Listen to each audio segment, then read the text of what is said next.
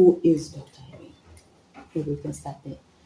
Who am I? Let me start by saying I'm a lover of Christ.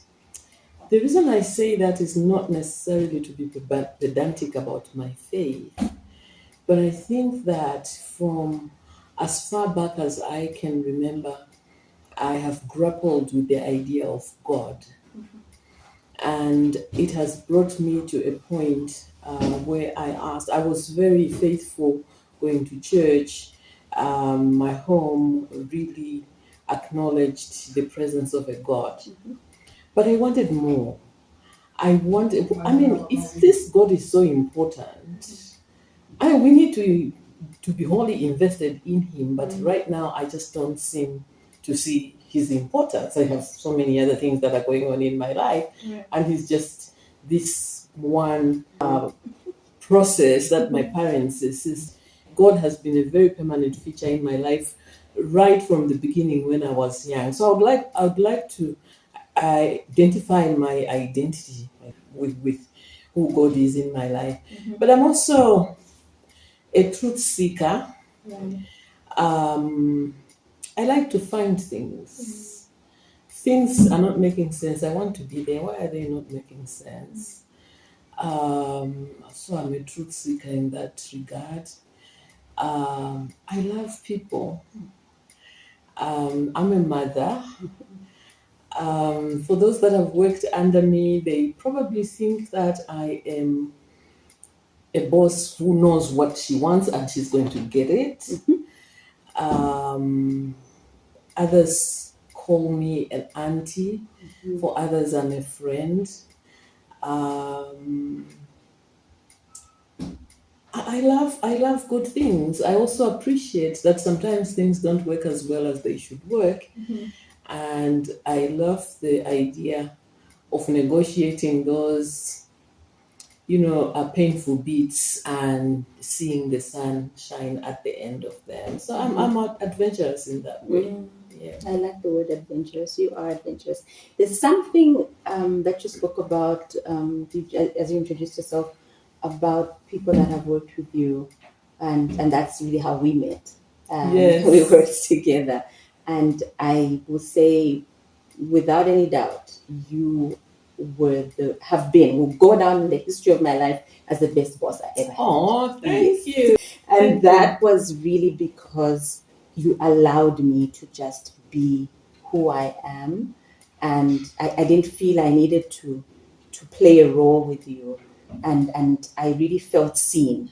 You saw something in me, and you kind of cultivated, or rather mined that out of me. Wow. And so every time I had my sessions with you, like the one-on-ones, it was very exciting for me because I knew there was something you were going to say that would trigger something, and I would go off and do whatever it is that I need to do, and then I'd come back and give you feedback. And you were always such a great cheerleader and oh my gosh, you nurtured something in me. Oh, wow. I know I've never said it before, but thank you. Well, thank you so much. And I think that's a gift you have. My heart. Yeah. That is definitely a gift. So how do you do that? How do you see people beyond just what meets the eye? I don't know if I actually do that. Sometimes I think that I have been exposed to people who have done that with me. I did not necessarily have a great background, but I ended up with great people who paved the way for me in ways. And interestingly, my memory is such that I remember such people. And I really then see how, if you're climbing a ladder and you're going one rung at a time, and this person comes and takes your hand and he makes you jump 10 rungs. And so there are people that actually saw me. Right. They didn't just see me as one of many, but saw Irene. Right. And that has made me have an interesting outlook towards other human beings. Like, I always want to linger a little bit longer and say, what is it about this person? And now when I put on my faith lens, I then start asking the question, the person who created me created this person. Right. Which means this person is important to that creator. So this person must be important to me. And sometimes God does bring people that are difficult into my life. Like I know you're difficult. And I still need to find a way in which I can work and navigate. I'll give you an interesting example because you won't ever find this person. Okay. But I worked in an office very far away from this country with a lady that was probably a Yugoslav. I forget where she came from. But she was particularly mean in the way we sort of would identify with someone being mean. And actually did some specific things that made my life difficult. And years down the line, I came back home and I found her on LinkedIn. My heart was so full of joy. Okay. Because I had found this girl and I sent her a message. She didn't respond. I allowed months to pass. I sent her another message. It was on the third message that she responded. It's still very lukewarm, but I want her to know that whatever happened there ended right there. I can't, I will still remember because I'm a human being, but you are a special human being. So yeah, I do respect a lot of, with a lot of respect, to a point where there are certain meetings that I am with an individual that this is a sacred space. When I'm having a conversation with them, this is a sacred space, respect it. So I really so I suppose that's something that I go into a situation with, but I also know that I have to be intentional about it. I really just have to stop long enough and see the person. Right. Do you think that is part of your purpose? It is definitely part of my purpose. It is part of my purpose. I'm chuckling because I went to Northwestern Province, and because I really had this heart for the people in Northwestern Province, and I stayed in a rural setting. I went to church in a rural setting. I was sitting on the floor with everybody else, and they got to know me, and we joked, and somehow along the way I had already left. I stayed with them for about 2 years, and then I left, came back to Lusaka. But one day they did, and in fact, to just sort of spice this whole thing, I remember one time I had come to Lusaka, then I went back, and then they said, so how did you travel, my Ndereshan? And I explained, and somehow it came out that I actually went by air. And they were so surprised. They were so surprised that I had gone into an aeroplane. And so what made this very interesting is that a couple of years down the line, I'm back here. Somehow they discovered that I'm a doctor. Right. They discovered. They argued with people. They argued because they didn't believe. No, we sit with her on the floor. She's not the one you are talking about. And this person said, it's this one. This lady. Yes. Oh, wow. That's so precious. So, yeah, I really, I kind of, everywhere I go, I kind of just try and immerse myself in that. But I just think that who I am has no bearing to how I interact with people. Right. who I am in the sense of what I have achieved. I have no business telling people that I worked here or I'm this or I've achieved this. Has flown in many airplanes. It's flown in, I know, flown in many, even been in a chartered airplane, sat next to that. That has absolutely no bearing to the space that God allows me with any individual, regardless of who they might be. So if we're to zero this in on a woman in midlife who doesn't necessarily understand their purpose, and we'll get into that, but I'm jumping at the gun a little. A person who's in midlife, they've lived a good number of years on the planet. They just live from day to day, as they say in Zambia, but they don't understand their purpose. Is there hope for such a one to discover their purpose? And what is the role of someone like you, for instance, or the different Dr. Irenes out there? How important is it for a person to have somebody that can draw stuff out of them that will lead them towards their purpose? It is really, really important to do that, because I think that along the way, most of what God has put in us has been suppressed. We went into education and we were taught things. And we went, of course, from primary to secondary, and then we specialized. And all of these things are not helping us to actually look at who is this person. So interestingly, I was thinking about critical thinking. I'll be talking about critical thinking sometime next week. And as I was preparing for it, I came across this young man who was saying that AI is not going to disturb artificial intelligence, ChatGPT, DeepSeek, and all these tools that we have, is not necessarily going to disturb our capacity to think critically. Education has already succeeded in doing that.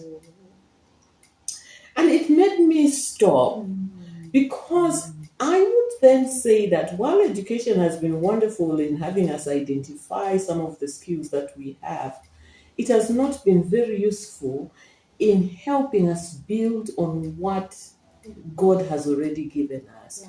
And so in the area that I normally find myself, in the area of strategy, business development, and so on, it will be easier to quote somebody who is well known. It will be easier to quote John Maxwell, Patrick Lencioni, Peter Drucker. It will be easier to quote those people than to find what God has put inside you, so that you can speak without having to remember what page and chapter somebody wrote.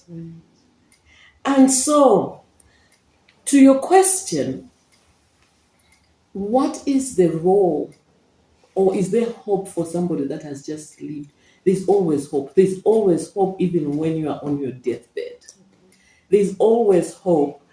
But I also know that in the same way that you will need to go and put a maize seed in the ground, you would need to tend it. You would need to make sure that when it starts growing, when it starts flowering, the birds do not go, and you will need to do all those things. In the same way, we need to do that with one another. We need to help one another. We need to help each other to say that, I can give you book, chapter, I can tell you who is the best author of them all. But do you know, you have most of it in there already. It's in you. It's in you already. And I think for me, this is the one big thing that I see needs to happen. And that's what I see as my purpose, my role amongst the few other things that I do. But also being able to say that if we are able to help a few people within my sphere, can it be like a concentric circle? Can it ripple away? Can those that are helped go and help others, because it's in everyone. It is for those of us that believe in a God who is alive today. If I go into the Word of God, I am told that He created man in His own image. And then He asked him to have dominion. You don't ask anyone to take care of a country whose dwans are up there. They must have what it takes to have dominion. And the same Bible does not say anything about God having removed that capacity at any given time. Not even after the fall. Not even after the fall. He did not take it away, but it can be suppressed. It can be suppressed. And I think it's our responsibility to help one another. For those of us that then find out what our purpose is, because I didn't know my purpose. It had to take really journeying on this journey to discover, so this is actually my purpose. So I can now freely go out and live my purpose. And with that, I need to help others along the way. So now we brought us back to the beginning.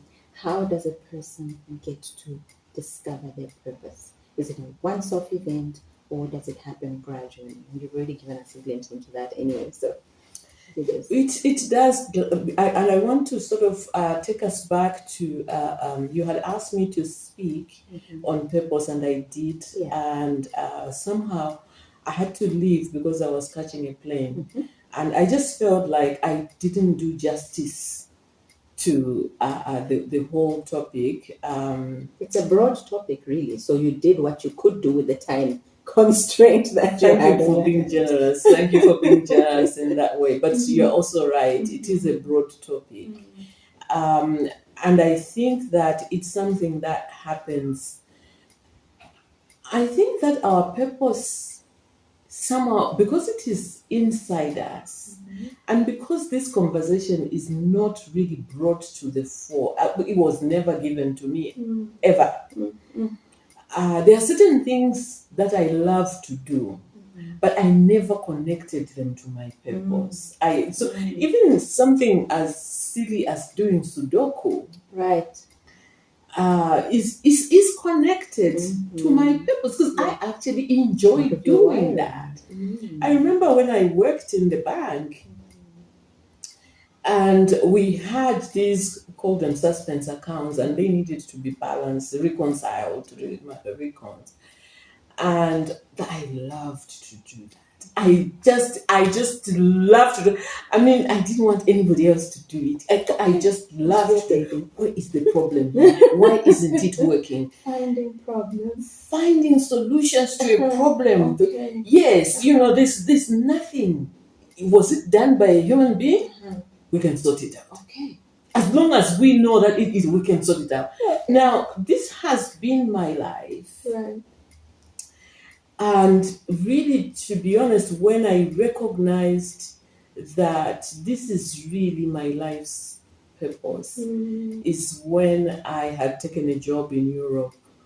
And when I was going to Europe, I had managed to put myself in some high-level frustration with the marketplace, because I worked in a number of African countries, in Zambia, in Malawi, in Uganda, in Ghana, Kenya, Tanzania.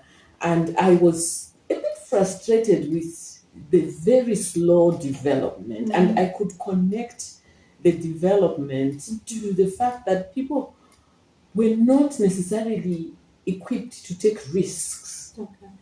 We were so careful.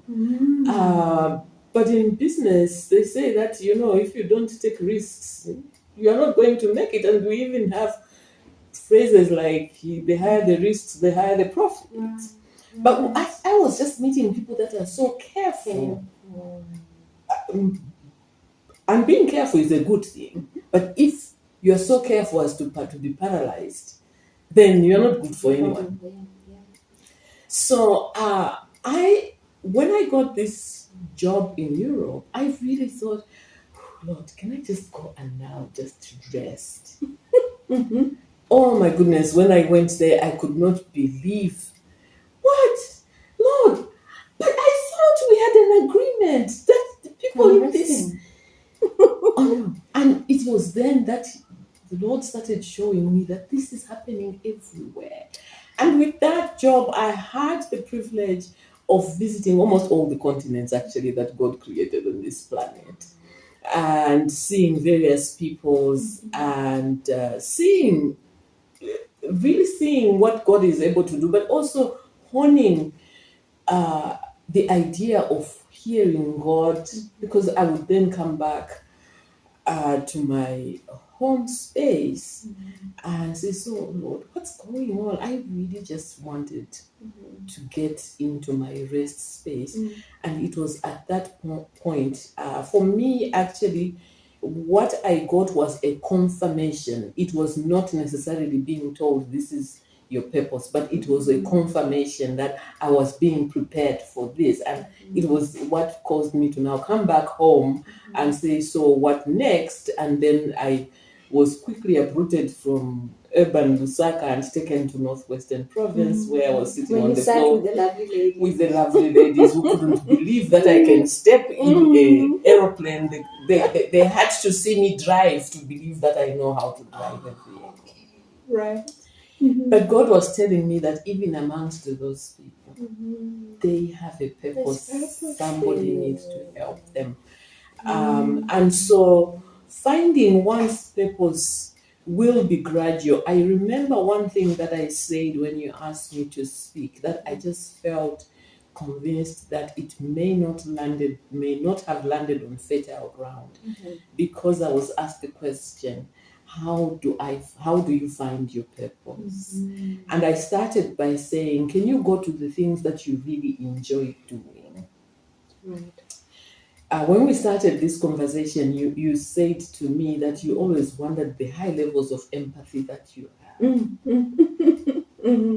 So there are things that God has given us that we may not necessarily see as a God thing. It may even be a bit annoying, because you asked me about this gift that I have of drawing people out. And I've had a number of people ask me in my life's journey and say, why is it that when somebody is even saying negative things about you, you don't hit back? It is connected to my purpose, because I don't see those negative things. I see somebody that was created and has got a special purpose. And if helping them to get to their purpose is me wading through their negativity, so be it. So be it. So it does happen gradually, but I'm also convinced that we need to start looking at what is it that God has deposited in us.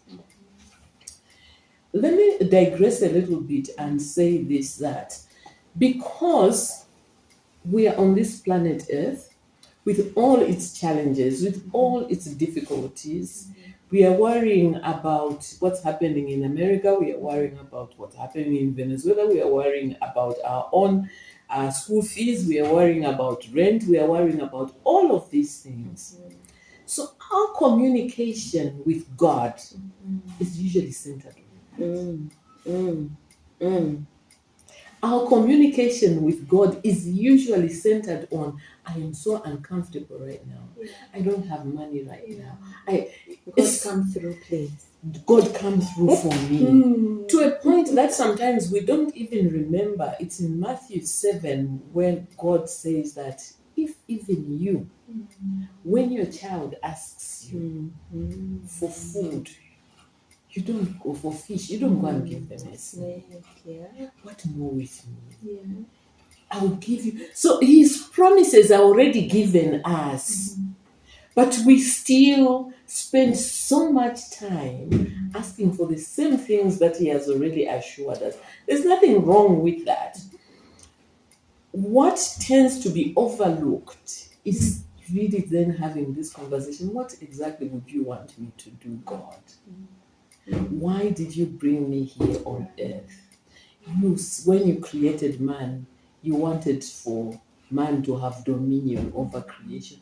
which part of your creation do you want me to have dominion over today? And so you begin, because you can find your purpose in the midst of all the problems you are going through. And you can also live through your purpose, into your purpose, in the midst of the things that you are going through. But it also helps when you are journeying with somebody who actually recognizes that surely God did not bring you on planet Earth just to suffer so that you can pray and then he can say, I said yes and amen. Surely that can't be enough. Can't be all you were sent here to do. It can't be all. No. There was something else. So being able to journey with others to help them do that would be a definite way of helping, but it does happen over time. Gradually, okay. So for again, because our target audience is the middle-aged woman. She's gone through the mothering thing. She's gone through, for some, mothering, some being a wife, some none of those. But they've gone through quite a lot in life, and now they're probably at a place where obviously hormones have changed, and there's a slightly different perspective towards life, because the hormones do actually somehow just change the way even your filter in your mouth just disappears. There's all of these interesting things that happen. Now, for the African woman, let's zero in on the African or the Zambian woman specifically. Culturally, a woman's purpose has been tied to her ability to reproduce, her ability to attract a male, to take her in and give her, his name. And so a lot of times we find our women, of course that's changing now, but a lot of times historically we found that women seem to just relax after, I'm Mrs. So-and-so, I've born him children. If they're sons, even better, I'm the one, I've arrived. But then they probably get to a place where, middle age hits and they're thinking there's got to be more to life than this. What would you say to a woman like that?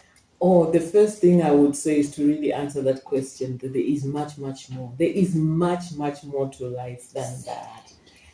Really, there is much, much more. There is no time to rest.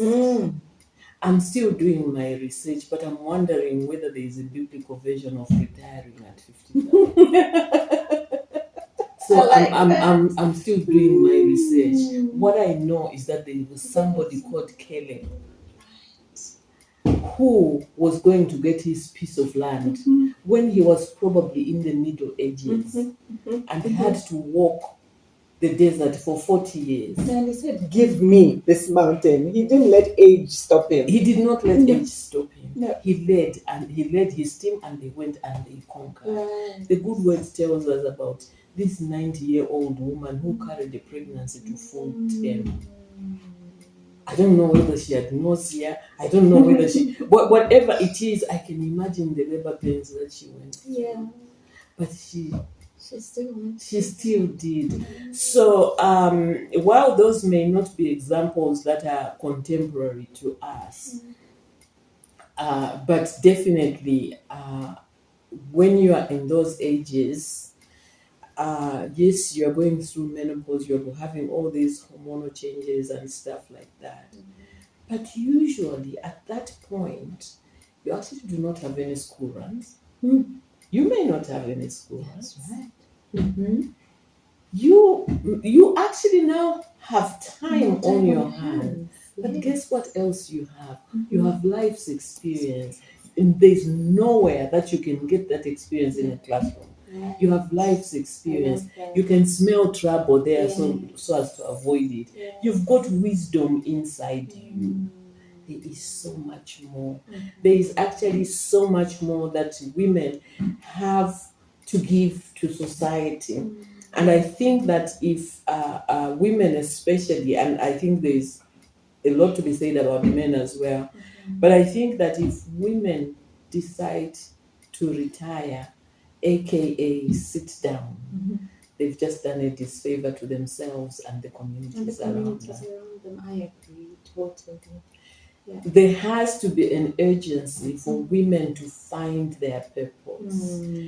Even going through the challenges of menopause, you can still find your purpose, and you can arise, and you can. There just has to be that deep-seated motivation, Right.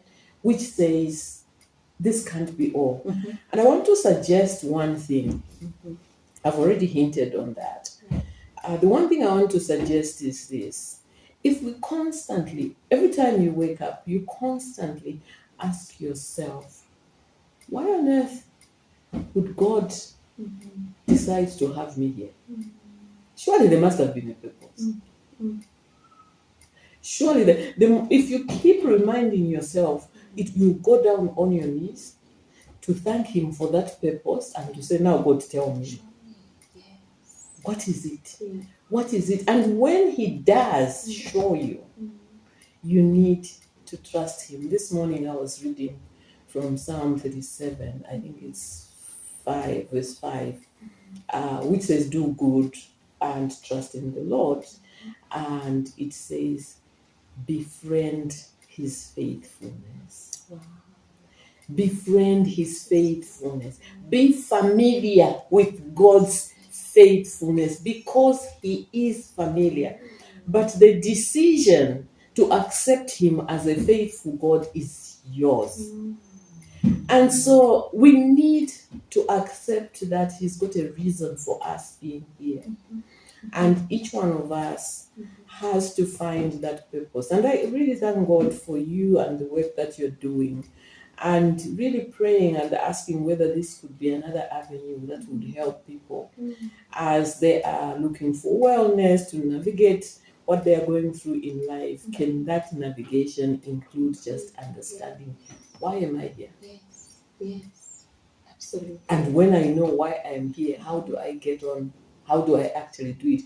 Because some of the things, when you discover your purpose, some of the things that you are required to do in order to implement that purpose may actually paralyze your feet. Because you just start me? Yes. You get overwhelmed. But I think this is where accompanying others becomes a good thing. Because then once you get your purpose and some of the things that you're required to do, if they seem hard and you've got a company of people that believe the same as you, then you get reminded that, do you know what? We befriended faithfulness. We are familiar with God's faithfulness. So let's just keep moving. Right. Yeah. I love that. It's a very sobering thought. I'm just thinking, you talked about the company of, these women that we're surrounding ourselves with as we have approached this, rather as we're in middle age, and yeah, I think a lot of us are experiencing a second wind, if you will, and I think it's important to ride on that. Now, we live in a society, and we can't pretend this away, where you find a lot of times people will frown upon certain things that a person might do because they are feeling led to do it and it's in line with their purpose. So there's a frowning upon.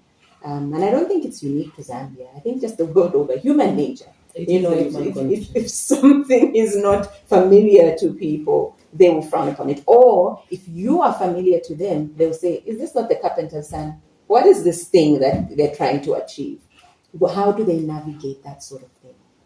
Well, that's an interesting one because, again, I will get back to Psalm 37, be familiar with His faithfulness, but then He says that He will grant you the desires of your heart. Because at that point, you need to start making certain choices. Which voices are you going to listen to? There are certain voices that I have listened to over the years that now when I reflect, I'm like, why did I listen? This person was not standing on anything. And they said this and I got upset.